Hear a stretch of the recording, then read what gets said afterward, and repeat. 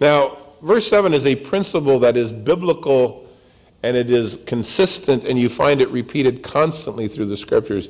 And the simplest way to remember it is you're going to reap what you sow. You're going to reap what you sow.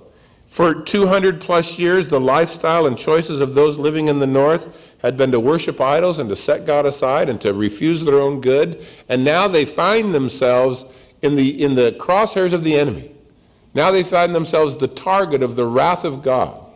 We know you, God. Well, you might know me, but I don't know you.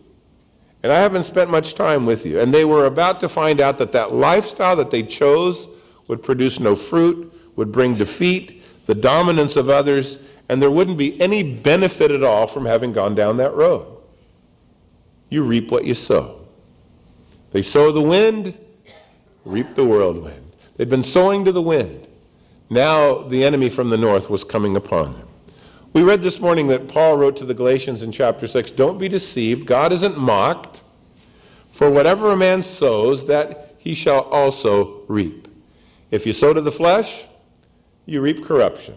If you sow to the Spirit, you will of the Spirit reap everlasting life." Don't grow weary in doing good, the Lord said.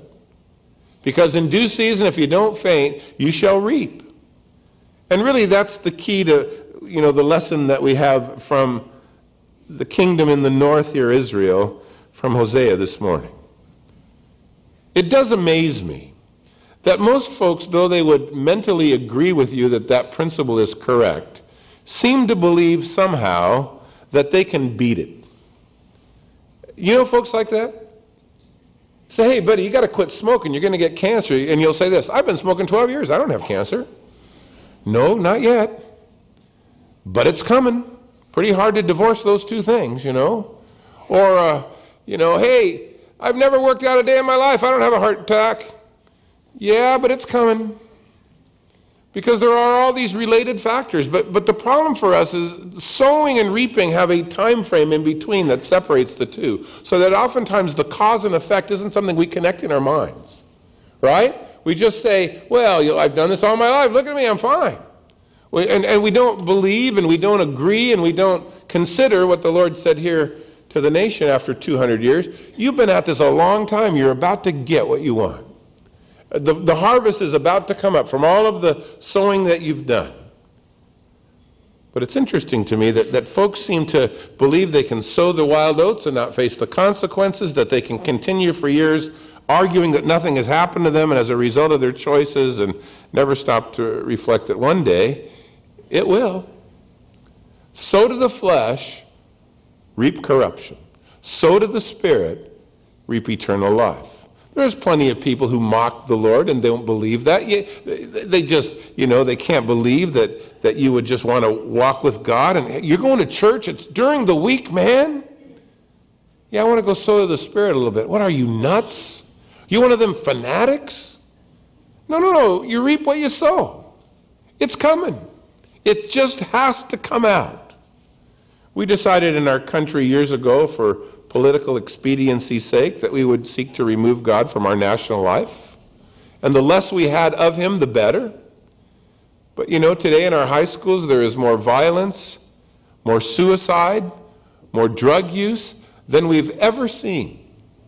We teach our kids in high school about evolution and how they were descendants of monkeys.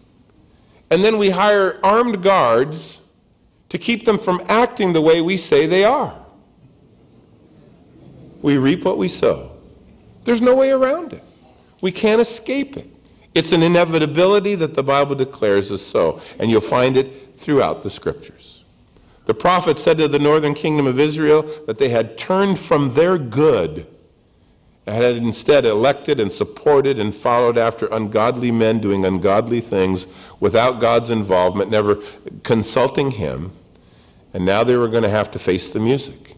And it hadn't been that God ran out of patience quickly. It had been a long time. And generation after generation had been sowing, and though they claimed to know him, now they would find themselves the hunted, the victim, cut off from God. And the gods in whom they had trusted in, the Lord said, that mighty calf is going to be rejected and it's going to be broken in pieces. That's not going to do you a bit of good. Do we really believe that we're going to reap what we sow? I guess that's the question.